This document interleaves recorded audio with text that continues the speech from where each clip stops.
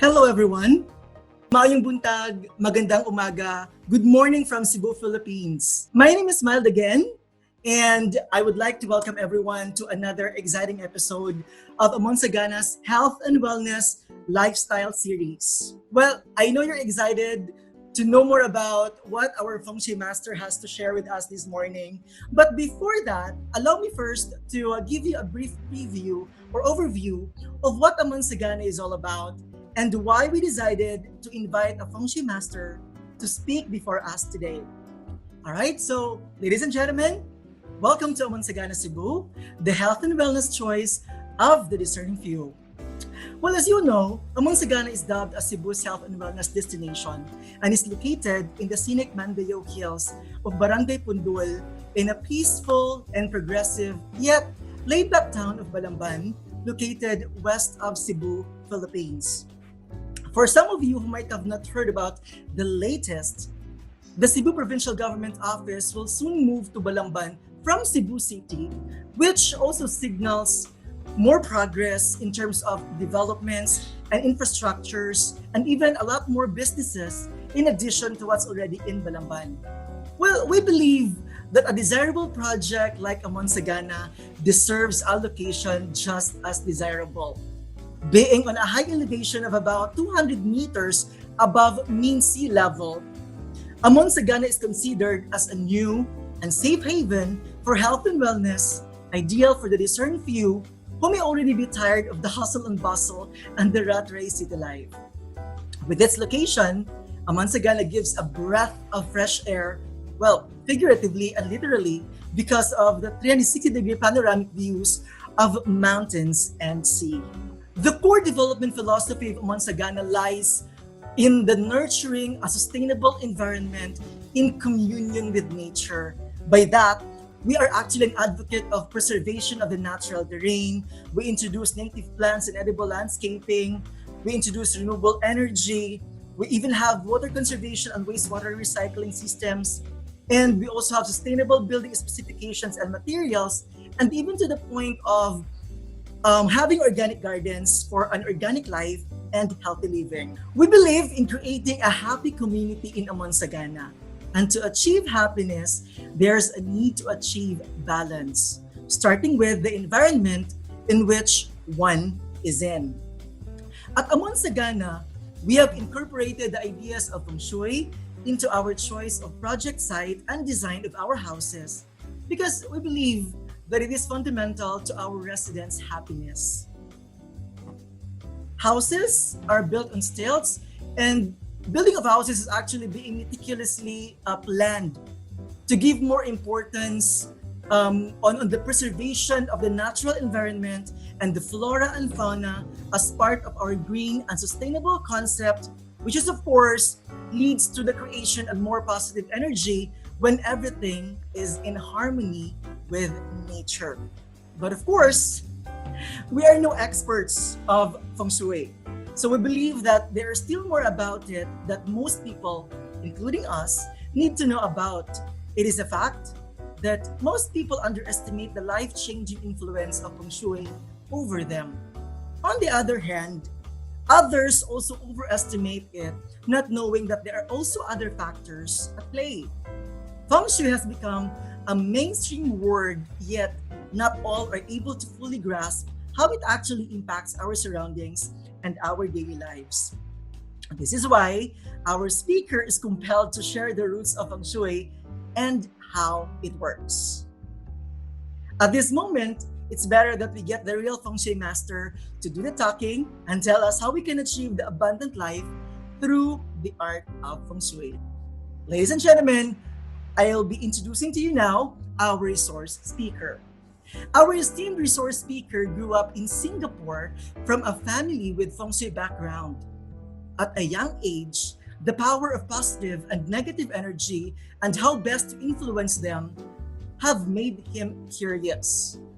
When he was 20, what started off as pure curiosity with initial guidance soon became deep passion that led him to study under some of the most legendary masters in Hong Kong, China, and Taiwan. Having acquired some of the best kept secrets and knowledge in Chinese metaphysics that is unknown to most practitioners, it has also taught him to remain humble in practice and towards life. Thus, he prefers to be addressed as, take note, Mr. rather than Master, though I always insist on calling him the latter. As much as possible, he wants to remain a student to this subject through his life or throughout his life. With some of his time now spent in the Philippines, his aim is to utilize his vast knowledge in Chinese metaphysics, helping others to fully maximize their potential that has played a major role not only to the success in his investments and business ventures, but more importantly, to an environment, a property where one could rest, rejuvenate in peace and harmony. Well, let me tell you, he would always say that Singapore taught him to be efficient, but Philippines has taught him to be sweet. Ladies and gentlemen, friends, it's my honor to give you and to introduce to you our resource speaker, all the way from Singapore, Master Daryl Wang. Hello, good morning. Good morning, Master. Good morning. All right. I didn't know I could unmute. Okay. So, good morning to everyone. Thanks for being in this event.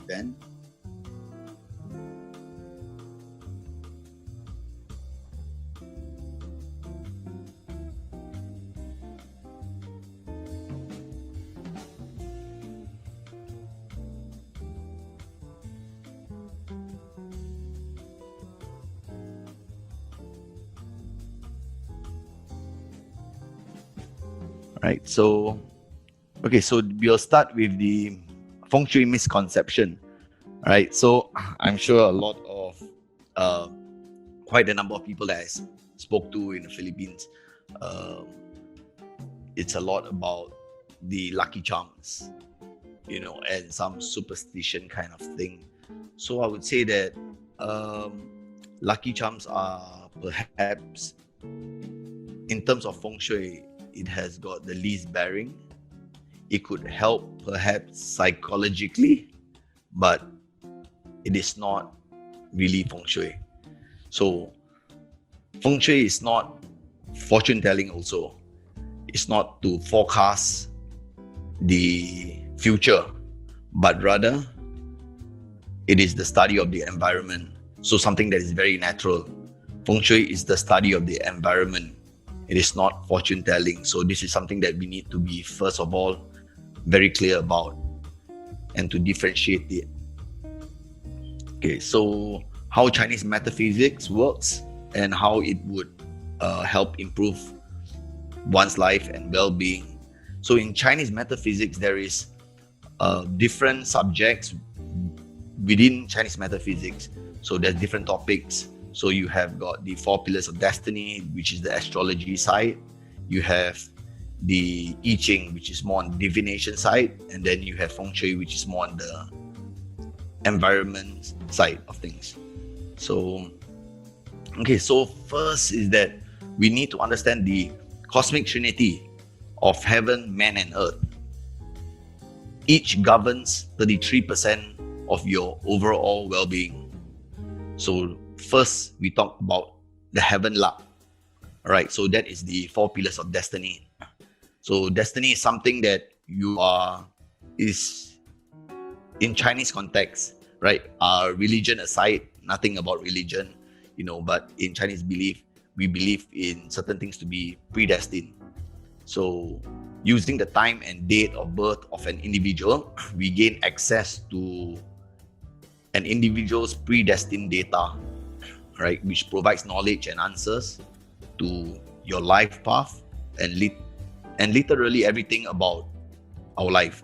It also provides insights to the person's default innate character, their outlook, their opportunities, their intellect, etc.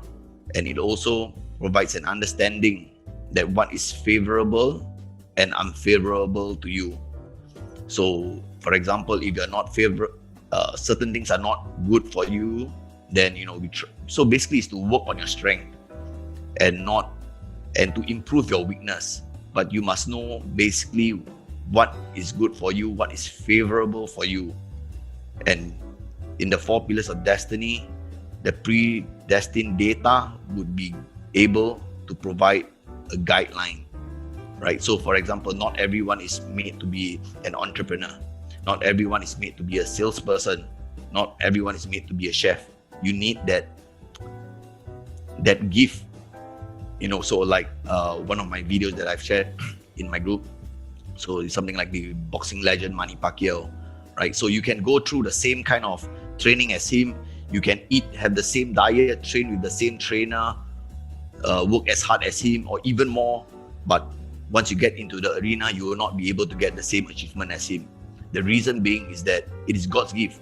His mind, physical, everything moves in a way that nobody can replicate it. It just comes very natural. His instincts he's just born with that instinct that he knows what to do in split seconds. That's the difference. So these are things that we cannot change, right? So he's destined to be a boxer, right? So that is why he has got that gift of talent. That's the reason why he's so successful in his profession, all right? So this 4 pillars of destiny basically governs 33.3% in general, 33.3% of the overall well-being of an individual. So with this data that now you have, you know what it gives clarity, right?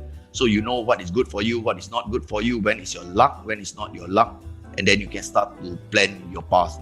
Where is your strength in your character? For example, what you are not so good at. Perhaps that is the thing that is causing you issues with building relationship with others, networking with others. So basically, it gives you clarity, and with all these data, what are we going to do, right? We need to take action, right? So we go to the human luck. So essentially, with these data, it paves the way to awareness. So with this data, you are aware of all these things that is in front of you. So the next thing is that you need to change. And then there will be positive outcomes, there will be improvements, right? So it is very important to be first aware and to accept. Is the acceptance that you need to accept that you are like that or you're like this, and then there are certain weaknesses that you have, there's certain things that you need to improve, right? So no man is perfect, right? Everyone has their strength and weakness, but we need to understand where is really our weakness and where our strength lies in, and work towards that too, and to improve. So basically, human luck, you need to take action, right? You need to change, right? You need to improve yourself so that better outcomes will come, prosperity will come, everything will follow on after that, right? It also represents the pattern or cycle of a person's luck throughout the lifetime. So life is like this. There is no one man, one property, anything. There is nothing that is forever prosperous. There will be ups and downs. That is basically life. So it's to know when is good, when it's not so good. When it's good, then perhaps in terms of investment, then you could be more aggressive, right? You can put more consideration, spend more time into the investment sides of things, and then see where you want to invest your money. So when the luck cycle is not so good on certain years or certain periods, then you want to keep a very low profile and then just focus on what you're currently doing. All right. So the last is Feng Shui. So Feng Shui is basically an active practice to influence and make precise changes to our environment, and then that changes our relationship with the universe.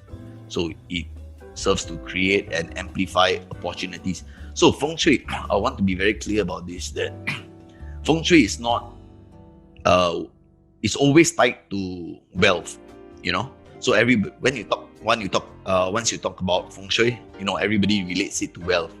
So it does not, like money doesn't drop from the sky, right? So basically what Feng Shui actually does is to create opportunities.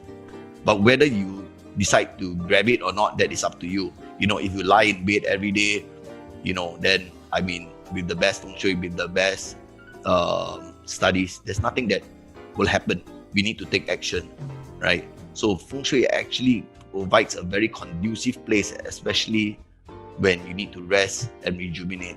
So perhaps most of us, I think we spend a good maybe 8, 10, 12 hours a day at home. We spend 8, 9, 7, 8, 9 hours a day sleeping.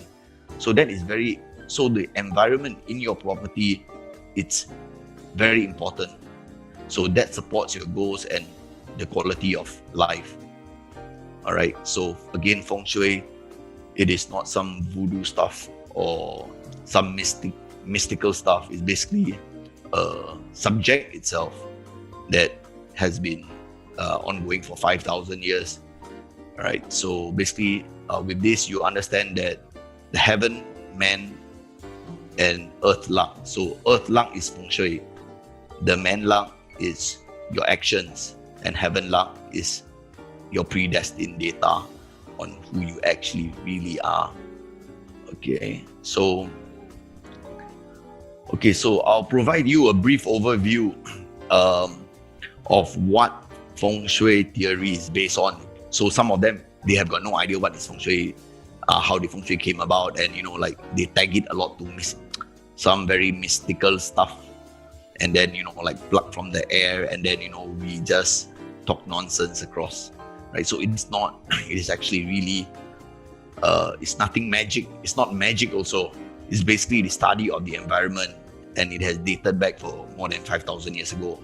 So throughout my years of studying this subject, I would say that theoretically it makes a lot of sense, and you can actually, on a deeper level, you can actually tie it scientifically, right? So I would say that Feng Shui has served me well throughout my last 15 years in terms of my investment and business, right? So it has proven to be effective, all right? So to share basically what this theory is all about, I'll just go a brief overview. I do not want to load everyone with too much, too technical stuff, because I'm sure everyone will be pretty lost along the way, right? So I'll just try to keep it really brief on it. So the theory of Feng Shui, basically, we start with the yin and yang, right? So if you look at the background image, that shadow, you can see the symbol of the yin and yang.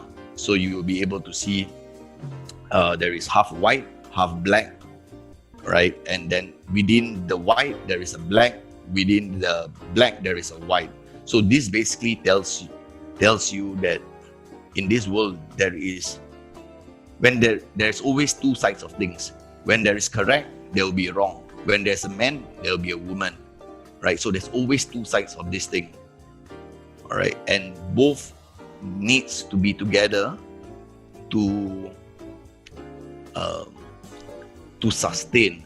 They need to be together in order for everything to materialize.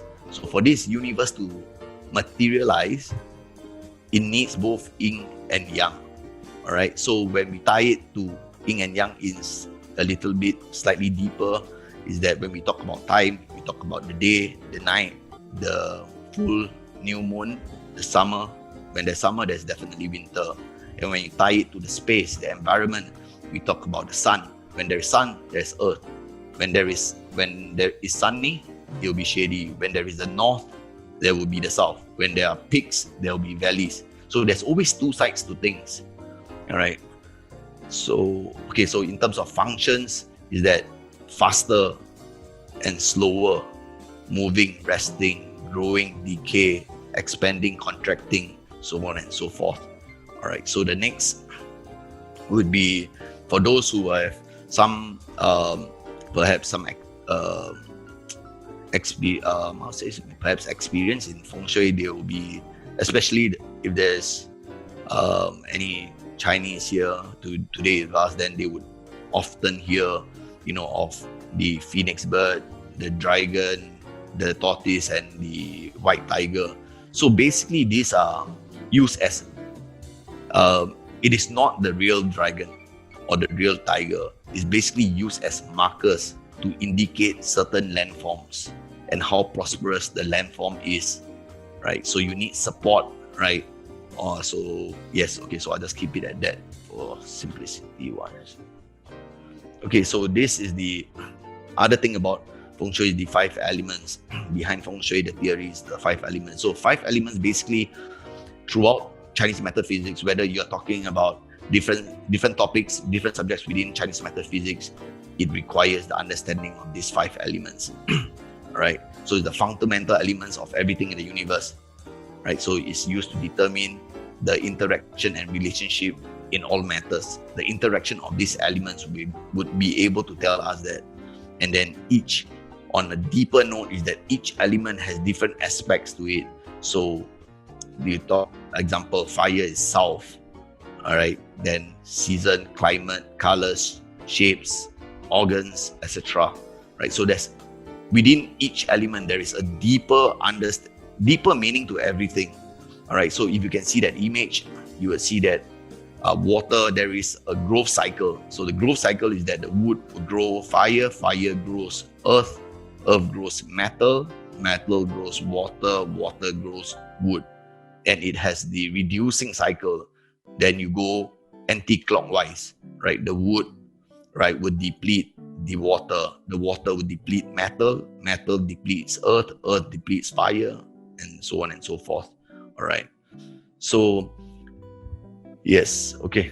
So let's move to the next, which is, okay, the 8 trigrams of the I Ching. So ignore the symbol, the yin and yang symbol in the center. If you look at on the outer side, you will see these rectangular boxes. So basically these are the trigrams, and you can see that it's divided into 8 trigrams, right? So this image itself is a static view, right? So this is like fixed. You know, it doesn't change. It represents the, basically, this would actually evolve into the 64 hexagram. From these 8 trigrams of I Ching, you would actually develop and expand into the 64 hexagram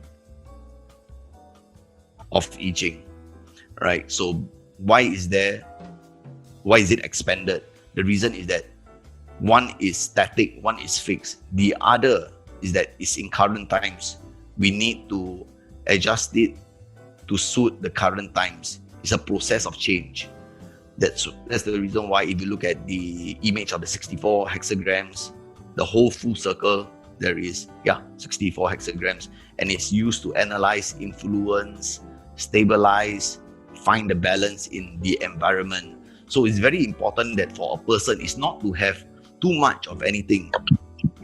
A great life is a life that is balanced, that is very well balanced. So even when we talk about the 5 elements, it's about finding the balance within the 5 elements. Too much of anything would actually make things lopsided, right?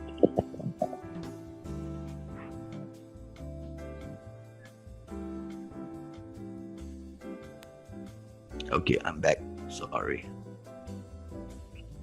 All right. So this also represents the 64 hexagrams of I Ching. It also represents the change, influence, connection between a person and a situation. All right. So the next would be, wait, how come?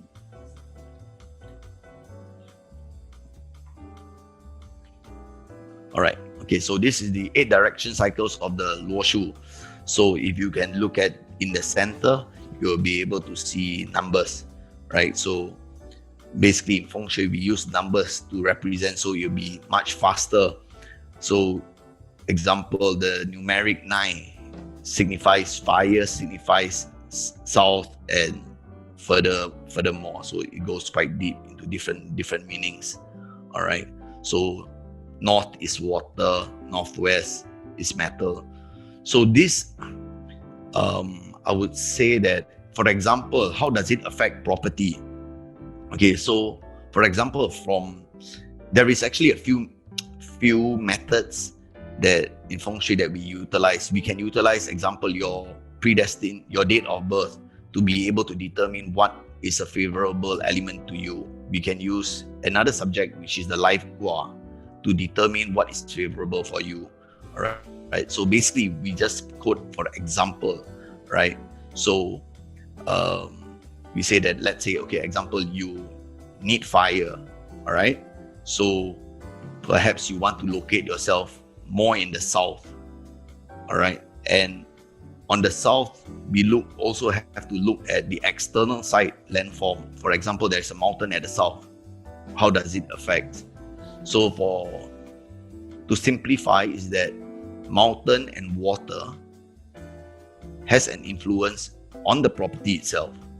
So the mountain would actually influence this energy within the property, that particular sector, that south sector of your property, right? So the mountain will influence that sector of your home.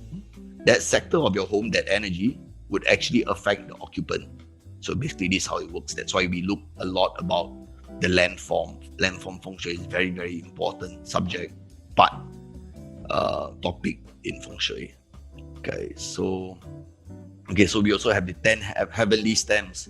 So if you can look at it, it's also the 5 elements: the wood, fire, earth, metal, water. But in these times, it's divided into yin and yang. So there will be 5 of these elements in yin, 5 elements of it in yang.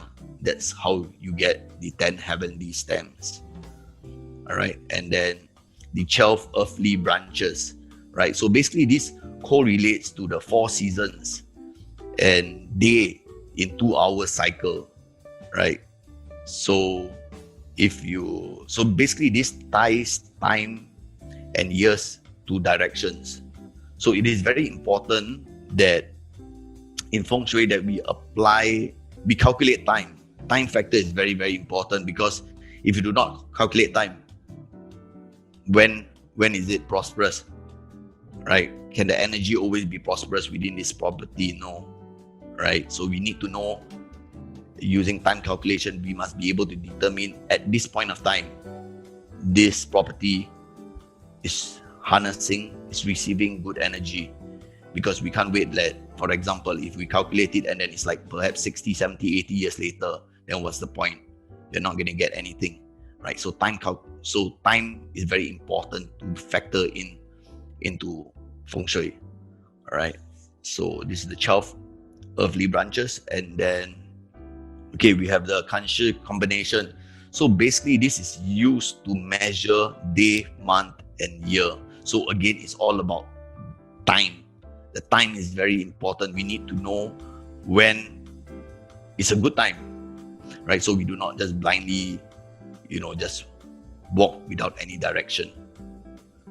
Okay, so we also have the 20-year cycles, 60-year cycles, historical cycles.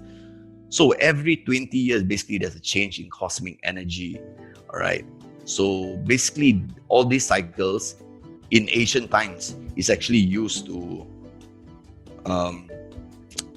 determine or predict the rise and fall of dynasties, right? So if we look at, just recently, just a couple of days ago, I shared in my group was that a 60-year cycle back in 1961 and 1901, right? Every 60 years.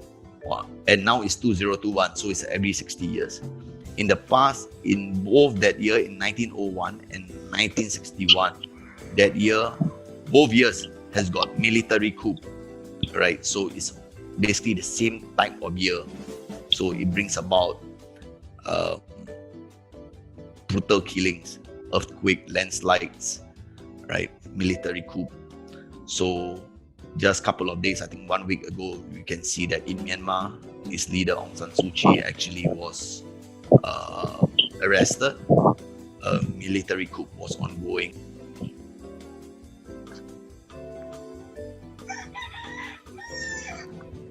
Okay, I'm back again. Right, so actually, if you can look at it, things happens in cycles also. Right, so with cycles, you will be able to predict certain forecasts, certain things that could possibly happen. Right, so for example, no, right? So for example, I know that this year if you use Chinese metaphysics, you'll be able to know that this year is quite sensitive to military coup, and also, you got to look after the army, right? You got to pacify the army this year. If I'm the leader, right, I would do that. Right? You got to make sure that you keep an eye that nothing's moving behind, right? Because history tends to repeat itself, cycles repeat. Life is basically a cycle, right? So we need to pay attention to all these things also that affects our life. Okay, so next. Okay, so that comes to the end of the theory side. So that's what I've shared, what Feng Shui is based on. So it's not something that you pluck from the air and then we guess what is it and we roll the dice and then, say something that is irrelevant, right? There is a basis of this. So now going on to Feng Shui, so how Feng Shui is applied. So we must know that there is the landform school of Feng Shui. There is also the compass school of Feng Shui. So it's like hardware and software.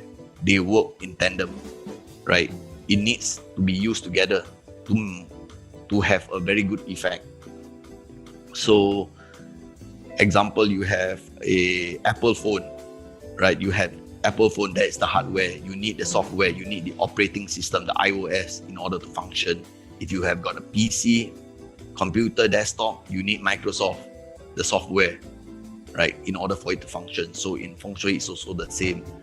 Landform school of Feng Shui, compass school of Feng Shui, they cannot be separated. Though some of them they separate it, right?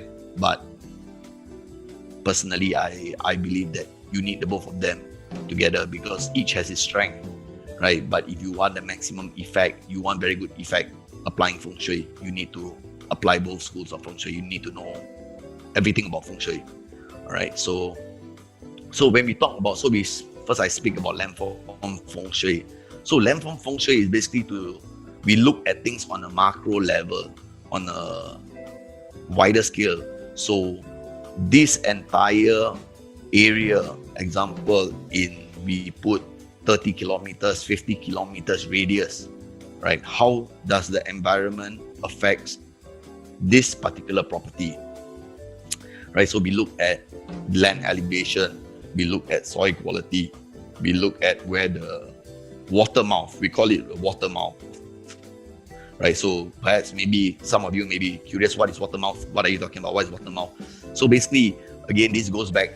So the basis of Feng Shui, there's always this saying, that energy flows together from the mountain is basically where it's something like a energy warehouse, right?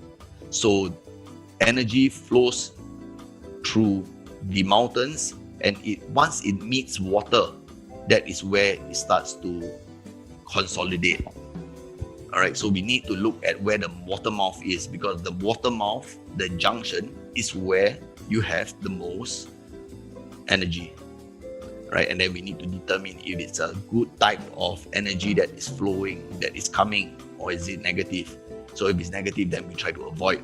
So basically, landform Feng Shui, we need to look at the macro level of things and how the environment how can the environment support the particular property.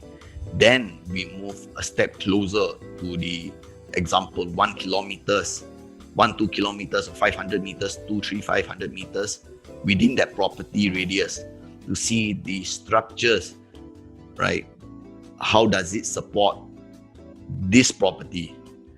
Okay, so once after we have understood the landform, that we know that there is good energy that is coming, that they can receive, that the property can harness, only then we go into the internal Feng Shui.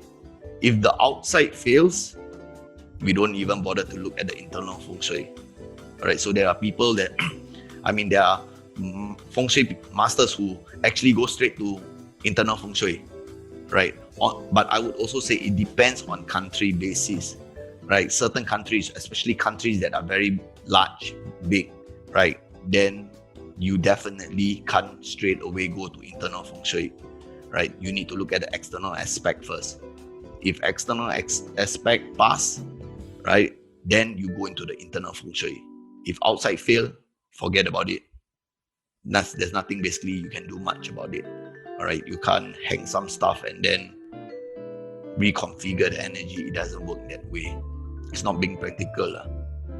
Okay, so once we go into the internal feng shui, then we look at, example, the main doors, right? So the main door is like your mouth, right? So you eat, you take in food, right? Whether are you eating good food, healthy food, clean food, or you are taking all the junk food and all. So this basically affects the health. So the main door is basically like the mouth of the property, right? So you need the mouth to be harnessing, receiving, taking in the good stuff. Then the property would be strong also. Naturally, it'll be more prosperous. Then we also look at the living room. So it also depends on how much time the family spends in the living room. If they don't really spend so much time in the living room, we don't bother so much about it. We look just at the windows and what energy could possibly come in from that windows. And then we also look at the kitchen. So basically, kitchen is the secondary. It governs your wealth as well as your health. Is the secondary wealth spot. Maybe just to put it nicer, phrase it nicer, wealth spot. So it governs wealth and health in the family. All right, and the placement of the rice bucket is very important.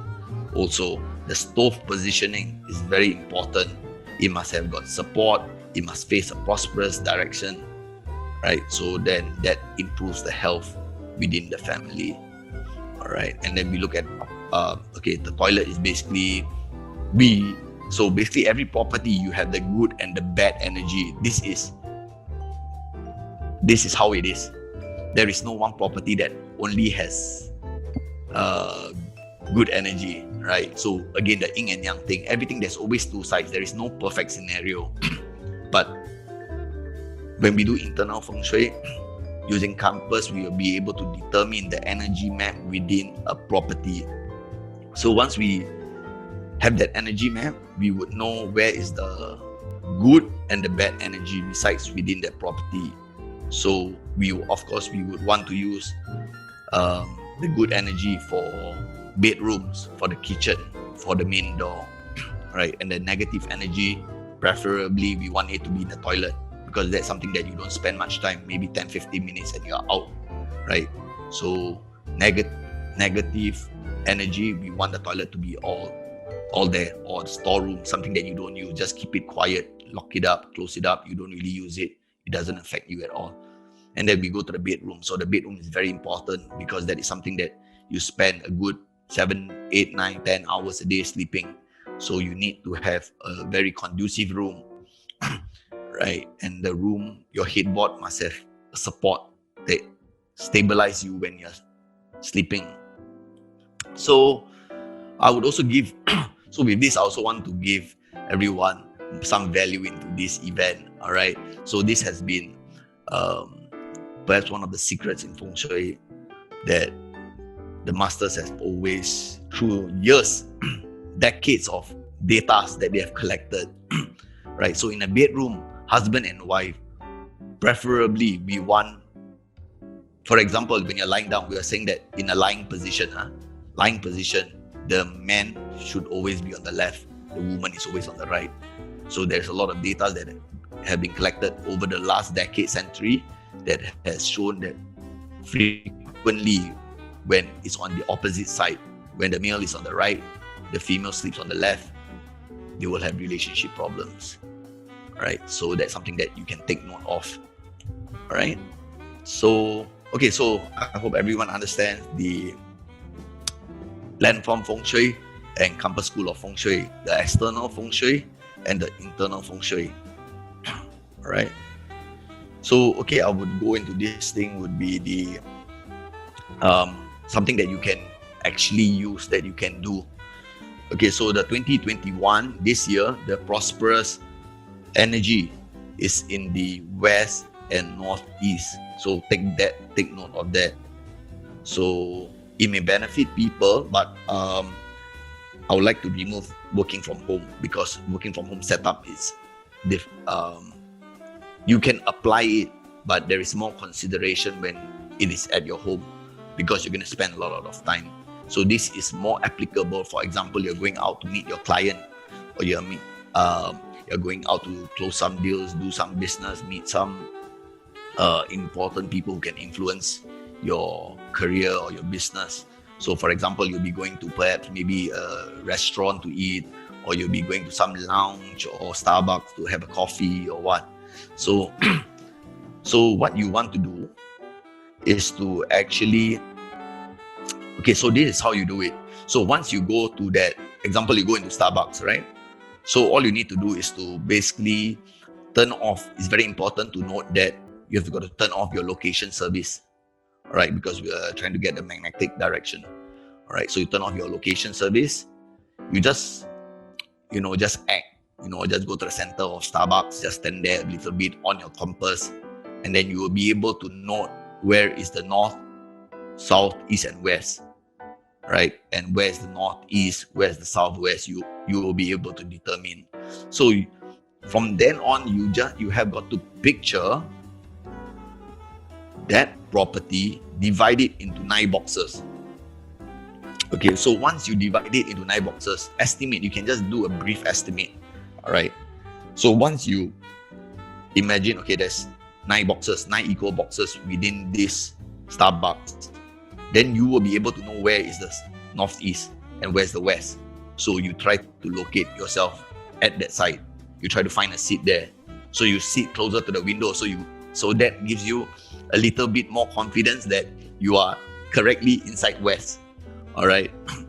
So that is where you want to perhaps find a seat there, and then face that direction, either west or northeast. All right. So this is something that you can do on your own. And the next would be, okay, so this is definitely much, perhaps I would say it's something that's more powerful, right? But it's more, there's more work, more understanding to be done. All right. So basically this utilizes the 2021 Prosperous Star in combination with your personal favorable direction, right? So for this, how it works is that you have to first determine your core number, right? Then with that core number, you will be able to determine if you belong to the east or west group type of people. And then you can check your favorable directions, and then you locate yourself in the Prosperous Star location of 2021, which is the northeast and the west. And then you sit facing your favorable direction. So this gives you a very customized thing, something that is very powerful. All right. But with that, I've actually created a Facebook Feng Shui group, right? It's called Simply Feng Shui by Feng. So basically, it's if you're interested to learn more, to understand more, you just go into Facebook, just type in Simply Feng Shui, and then get yourself registered in the group. And it's a closed group, right? It's a private group. So from there, I will share more, and then I'll post up how you can actually do that, right? So why am I doing this? Is because if whoever is interested to do it, you will have a lot of questions. Surely you have a lot of questions, right? And if you are not certain, it's better you don't apply it. That's why I have this group where you can post your comment, and then I will help you along the way, and then explain to you whether are you doing it correct or not. So it's basically a support group to make sure that everyone is doing the right thing, right? Because if you're not doing the right thing, then I think it's better not doing, right? You may end up messing yourself, and then it may not be good for you. All right. So take note of this group, Simply Feng Shui, and you can just go to Facebook, search on it, and just get yourself registered. Just fill up the form, right? So I would say we do not allow newly created Facebook accounts, newly created email account. I do not accept suspicious accounts. Reason being is that I want to keep the group very, very healthy. It's a good and safe environment for people to learn and to really enrich themselves. So those kind of weird people, suspicious people, yeah, I do not allow them to come in, All right. So thank you very much. Okay, so if there's any questions, you can, after we'll be having a Q&A, so feel free to ask me any questions. Please do not feel shy. I'll try my very best to answer all the questions, right? In case you do not, in case that you may have a question later on, then it's either just join the group. I'll answer it there instead of email to me. It'll take a longer time for me to respond. So just go to the group, and then you can just throw a comment there. I'll just feel free to put in any questions, and then I'll just answer over there. All right. So I hand the floor over back to Mr. Pogi Mal. Thank you very much, Mr. Wang. I would say Master Wang. Thank you very much. Now, okay, talking about questions. While you were already doing your talk, we've already gathered some questions, interesting questions from our viewers, from Facebook, also from our Zoom meeting room, and also from friends who are texting me all right, with their questions. Great. Okay, Master Wang, are you ready? Yes, let's go. Okay, let's do this. I'd like to start with a question coming from one of our friends from Security Bank, Ma'am Terry C.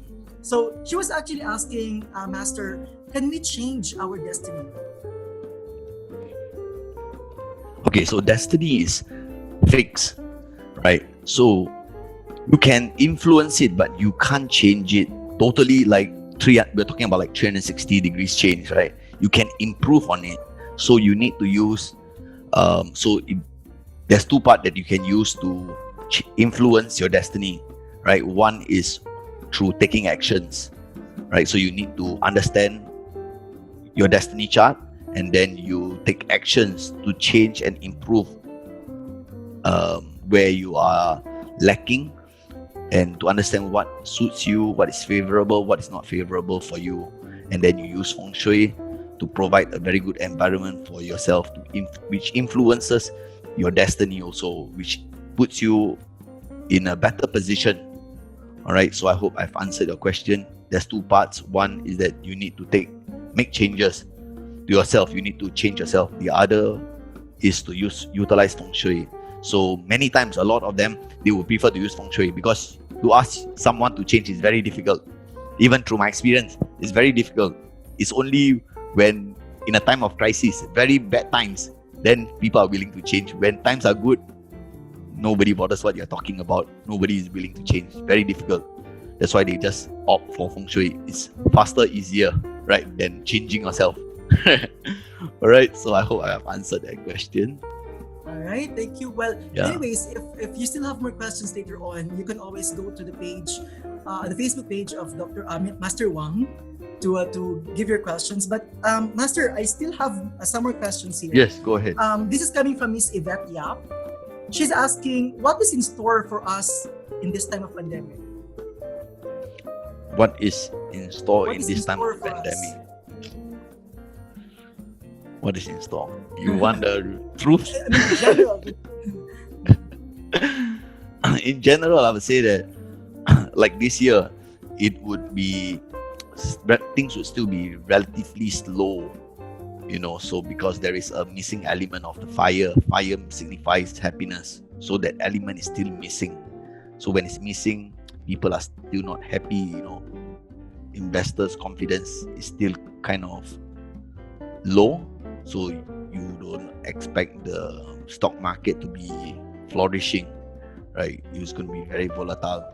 Will be a lot of speculation going on, right? So this year that's why actually I think it's a very good time. That's why I wanted to do this Feng Shui to share with people more, because it's actually a very, very good year to reconfigure ourselves, because now is the time that you don't get to go out so frequent, you don't get to meet clients face to face. So it's a very good time to sometimes sit back, reflect, scrutinize your plans, right? And then reconfigure things, and then let's wait for a better year, better time, and then we can move towards that direction, and then we go more aggressive in our approach,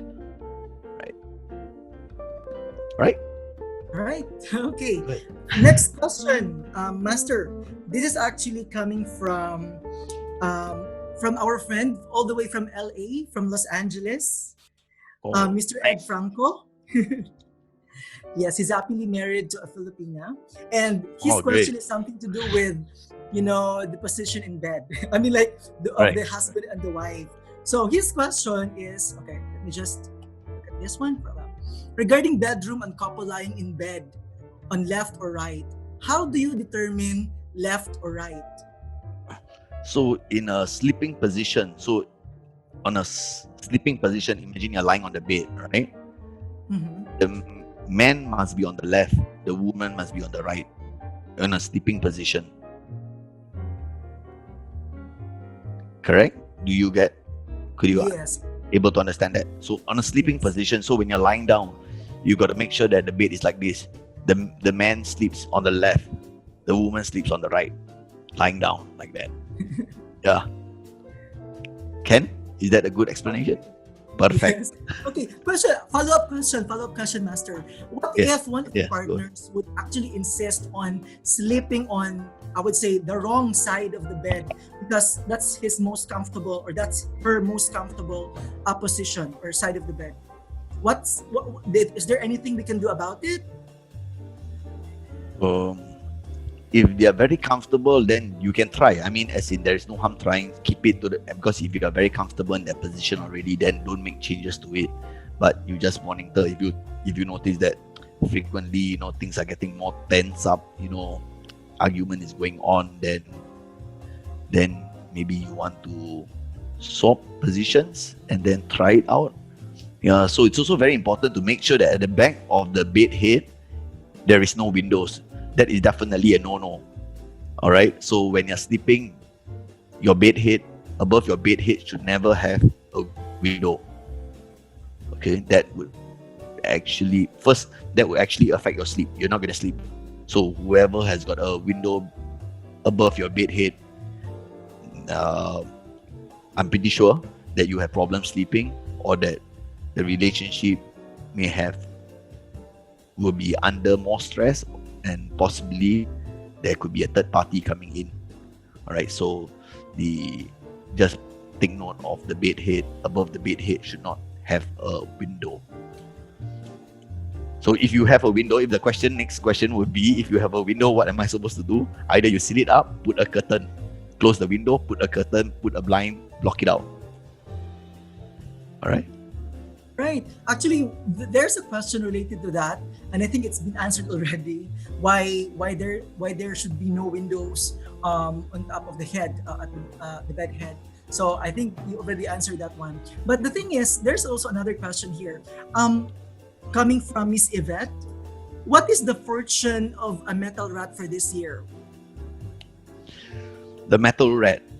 Okay, so you can actually go to my group. There is I've actually posted up the all 12 animal signs, the forecast of the year. But do take note, please take it as a guideline, because when we talk about the year only, right? Because I don't want you to later tell me, say, Master, you're not accurate. All right. So we are only factoring the year, right? So when there's a year, so basically when we look at such things, we always look at the year, the month, the day, the time. But I do not have all these data of each individual. So it's basically compiled only using the year of birth. So you will be able to definitely see certain things, but you also need to basically it serves as a guideline, so you will know basically more or less what you should avoid. All right. Yes. So you can go to that group and then it's posted up there, or you can go to Property Online Philippines, the Facebook group. It's also posted there. I share it publicly. Yeah, so you have got the 12 animal signs. You can find your own animal sign, and then you can just do a read-up on it. Okay, thank you for that, Master. Well, it's obviously that people are actually very anxious nowadays, especially with all this pandemic happening going. One of the questions that is being raised, this is actually from a family friend. This is coming from Tita Emma Gaviola. So it's quite a loaded question. Let me just read it to you, Master. In this time of pandemic, you are more driven with negative feelings because of the fear, the fear of getting sick and anything that suggests negative outcome. Since our actions are being limited and mind are being surrounded with worries, and we always think of what will happen in this crisis if this crisis will continue. What possible actions could we take to bring a peaceful mind that will embark or for us to interact with all the guilt and negative feelings and actions? And how can we be able to radiate energy of positivity? Wow. Okay. Let's start Okay. with how can we the thing is, how are we going to deal with all these fears that we have to be able to radiate positive energy? So I would say, maybe a bit yabang, but fear is just a form of emotion, right? I mean that we need to handle it ourselves, as in look on the brighter side, the positive things. I mean that all these negative thoughts, I mean, then I would say that if there's a lot of fear, unhappiness within you, perhaps go to the church or wherever you're comfortable, seek some peace, inner peace there. I think that is that may be a good direction to head towards to find peace, right? So talk less, then things will be better. Communicate more, be more patient. Yeah, then things will be much better in that aspect. Yeah. So on what the other question was, what can she do?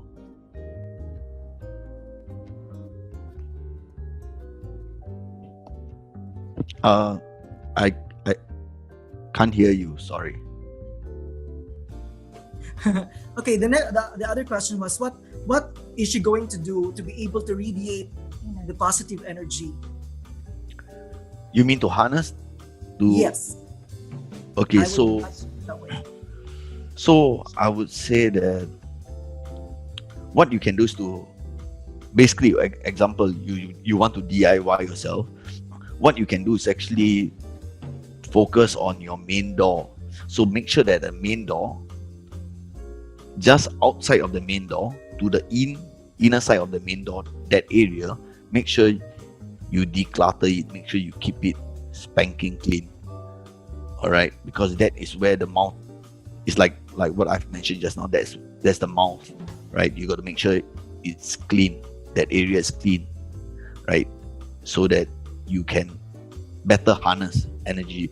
And because in Philippines, I've noticed one thing is that everyone is quite used to closing their main door, right? Maybe there is more teeth or more robbers, I do not know, right? So basically, for me, when I'm living in Philippines, I always leave my door open, right? So because when you leave, if you close the door, then you're not going to get anything. Even if you got good energy, you will just go to someone else's house, right? So it's good to open your door, or maybe have look at different alternative of doors that allows air to flow in, which would be ideal, more beneficial. Then keep that area really clean. So then you just hope that your house, that main door, is actually in a good location, harnessing good energy. Then all you need to do is open the door and done. That's nice. Okay, thank you very much for that, Master. Another question coming from one of our viewers. This is quite related to the sleeping position, and this is quite personal. This is from Herenita Cortez. So she said, we experienced the sleeping position in the wrong side. I was pregnant at that time. I used to sleep at the left side. We don't understand each other. What happened to us was we broke up a few months after. Is it possible to fix the relationship? Most definitely you can fix the relationship, right? So it's just that perhaps because of the sleeping position, the vibes are not good. It causes a clash in what I mentioned, the yin and yang thing. There's a clash in there. So definitely you can salvage. You can communicate, have a cup of coffee, iron things out, right? Be contented. And then, yeah, it's all about acceptance on the positive side. Keep that positive thinking, because I think, and Filipinos are very positive people. So I don't think you have a problem getting back together, right? Everybody can see the brighter side of things. We can make fun of even the saddest moment, right?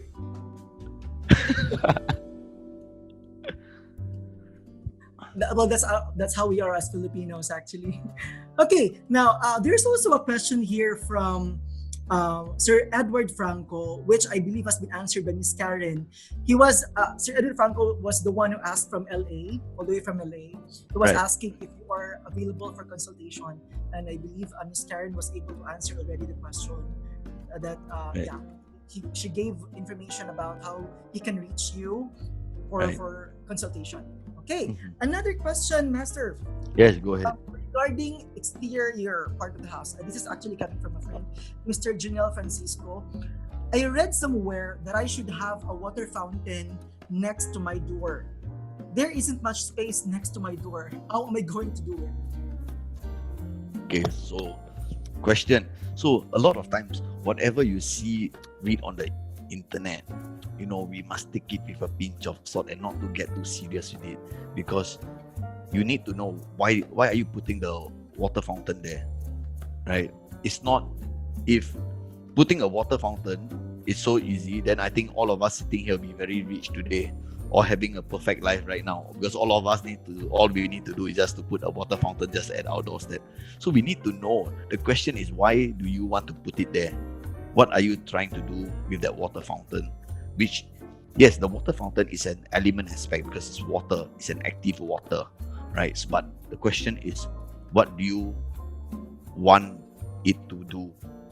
What element are you trying to improve? What energy are you trying to strengthen, right? Because if you use water is a very strong form of enhancing and reducing bad energy. But it's also tricky. It's also very important to know what energy is there first. If it's a good energy, you put a water fountain, okay, it makes sense. And then we look at what element is at play, and then does that water supports it, right? But if it's a negative energy, right, then you put the water fountain, it's definitely going to give you a lot of problems. You'll notice that things starts to go a little bit more tense within the household, right? So it's very important to know why you want to put it there. So like I've said many times, is time calculation in Feng Shui is very, very, very important. You need to know at this point of time, we need to determine whether is it a good energy or not. So online, a lot of materials, right, is based on, it's not time calculated. So when it's not time calculated, the author isn't wrong also, right, to say to put that, right? But when you apply it, it could be giving you more problems because he's not factoring time. He's telling you in general. So so when you take in information online in terms of Feng Shui, you got to you can go and read everything. Just go and join my group. So if you're not clear, you just go there, you ask me, and then I'll tell you. I can give you some pointers and then guide you along that way. Yeah, I hope I've answered that. Thank you for that, Master. There's another question that's being raised in our meeting room chat, or chat room, sorry. This is coming from Miss Natalie Chu. Our living room has a side door. Is it possible to just close the main door and open the side door so that the good energy can still come inside the house? Okay, are you referring to because your side door faces the northeast or the west? Yeah, I have to assume that it actually has that kind of scenario, but that's the only question being raised by Miss Natalie Chu. Okay. She doesn't know the position. There's a follow-up here. She doesn't know the position. Then why do you want to close the main door and open the side door? I mean, like, can I understand why do you want to do that? She says here the side door has a screen. Okay. So, okay, I think is maybe if I'm not wrong, what she's referring to is that to harness the energy. So basically, a bulk a good percentage of energy flows at ground level, right? So if you open that window, you will still get good energy. You still get energy penetrating through, but it's not. I mean, it's okay. Like maybe just an assumption. Maybe 30-40% of energy comes in from that. 20-30% of energy comes in from the window. But the bulk of energy comes in from the main door. So most of the energy is at ground level. That's why they always say staying in a landed property is better than a condominium, right? So basically, because that is where the energy is. Under the ground, there's water. So like I mentioned just now, energy flows with the water. Once it gets in contact with water, it consolidates. So that is the reason, the theory behind it, right? So I still advise you to maybe change the door to one that has got a screen, because I see many household homes in Philippines, you have that, like a gate to your door. I mean, assuming that you're living in a condominium or apartment, there should be a wooden door and a gate that has got some netting. Maybe you can use that. Yeah. Thank you for that. That's also from Ms. Natalie Cho. Also, another question coming from a friend, from Janelle Castro. How about the bed location in the room, Master? What's the better direction to place your bed? I mean, like, where it should be facing to? Okay, so it depends on individual. So again, going back, you can actually use, there is different ways that you want to apply it. So you can actually use the QA number to determine where is your personal favorable direction, and you use that personal favorable direction to have your bed head against. So when we say facing in a sleeping position in a bedroom, it's when you're lying down, your head points to which direction is the favorable direction. It is not that you're sitting on the bed facing upwards and then you face your direction. The direction should be taken when you're lying down and you're in a sleeping position and your head points to which direction. That is the correct way to determine which direction you should be facing in the bedroom. All right, thank you for that, Master. Okay, this next question could be very common to most of us here. I read a lot about the importance of mirrors in Feng Shui. Can you explain how they work? Okay, so basically Feng Shui doesn't mirrors again. So okay, how does actually mirrors work? Basically, you can use it to duplicate energy within the property. So because when you have a mirror, you can actually bounce the energy around the house. So but again, you need to know what energy you want to bounce. Why do you want to use the mirror to, what do you want to use it for? What do you want to attract? What are you trying to pull in? That's the thing that you need to ask yourself. All right. So it's not that, you just, let's have a lot of mirrors, then it's good. It's actually not good to have too many mirrors within the house. And yeah, so example, if your main door, right in front of your main door, when you open your main door, you put a mirror, right? Everyone who comes back late at night, it's going to be very, very uncomfortable feeling. When you open the door and then you see you see yourself, or when you walk past, you see a shadow. It causes a kind of discomfort. Yeah, so it's not to. So when you put mirrors, just put it more strategically located, unless you really know what you want to use it for, right? So to answer your question, is basically mirrors are used to mirror, flat mirror. We're not talking about the Bagua mirror, the concave mirror or anything, just a normal mirror. Yeah, it's used to pull in, influence the energy on the other side of the room, right? And to bounce the energy over or bounce it away, depending on how you want to use it. Yes. Okay, now I understand, Master, that most of our viewers now are very eager to contact you for consultation. Yes, some of them already sent messages of their interest in getting a consultation. But when is the best time for a feng shui consultation? That's coming from a friend, that's Sherry Acabo from Okay, New York. from where? From New York. New York. Wow, Yes. nice. That's very far. New York is a nice city. I heard it's very good for shopping. I've never been there. Yeah, she's Yeah. asking, when is the best time for a feng shui consultation? Okay, so I would. Okay, I just want to be very, very honest. About everything. Right, the best feng shui is done before you buy a property. It's very, very important. So let me explain this to you. So, for example, you buy a property already, and then you engage a feng shui master. What do you expect him to do? I mean, honestly, he only can tell you good or not good, and then maybe we can mitigate things here and there, right? And that's about that's it already, right? So you're stuck with the property, right? Whether the property suits you or not,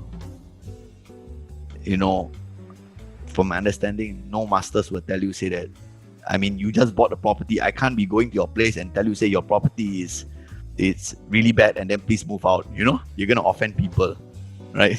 So everyone will be very diplomatic in there, right? But the reality is that it's best to do feng shui before you buy the property. So so how it basically works is that you got to go and find the number of different properties that you like first. Then you engage, send the floor plan, everything to the feng shui master, and then let him assess which property suits you, which property from a macro level, right, is good, right?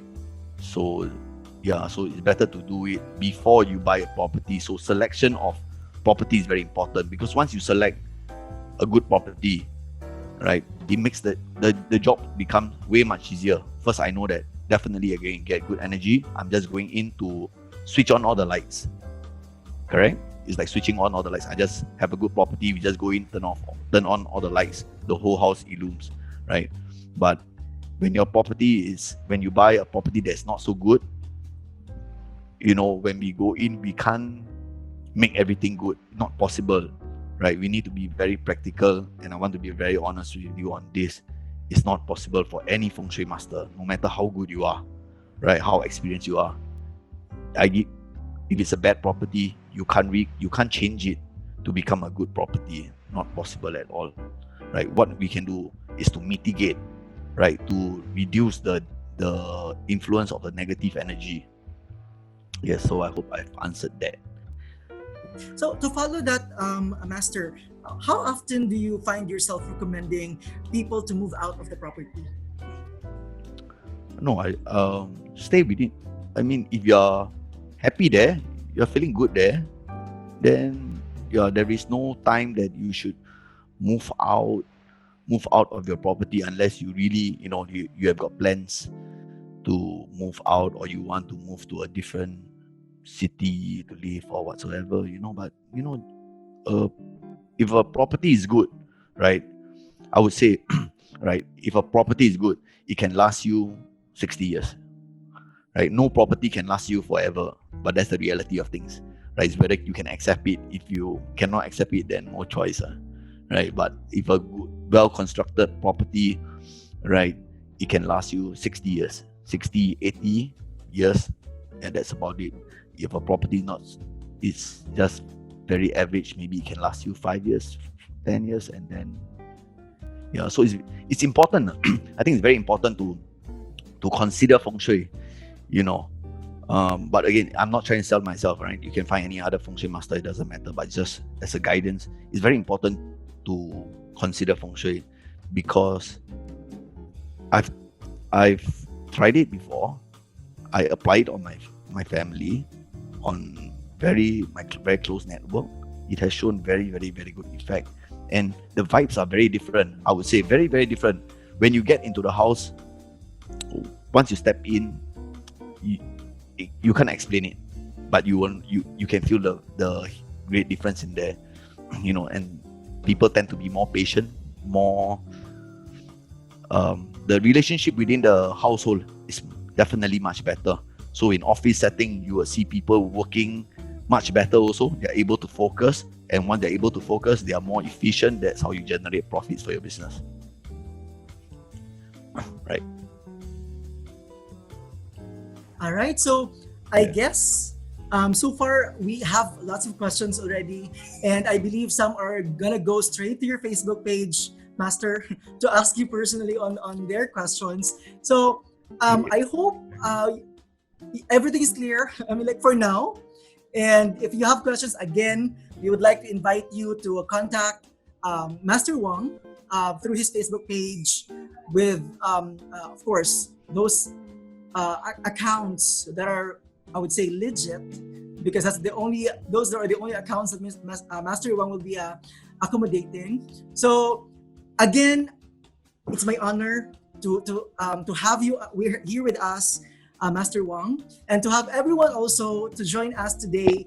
This interesting topic that we discussed. So I hope that people have learned a lot about your talk, which because I do learned a lot of your talk now, Master Wang. And the last thing I would ask Master Wang, when are you coming back to the Philippines? Very soon, because currently I need to go back and I need to have this quarantine, to be in a quarantine facility for 7 days. So when I traveled back, I did a 14 days quarantine. Like it's very boring looking at four walls every day. Your movement is all restricted. Yeah, so yeah, in perhaps maybe in a month or so, yeah, when things starts to cool off a little bit, yeah, then yeah, I'm very eager to head back to the Philippines. Very beautiful good. country, great country. That's good because Great actually people. we have viewers who are from Manila, so they might just go straight to you to your office and to see you personally for the consultation. And Yeah, I believe you also have other friends from the U.S. and even other parts of the world who are willing to ask for your consultation. So right. at least they can reach you anytime they want.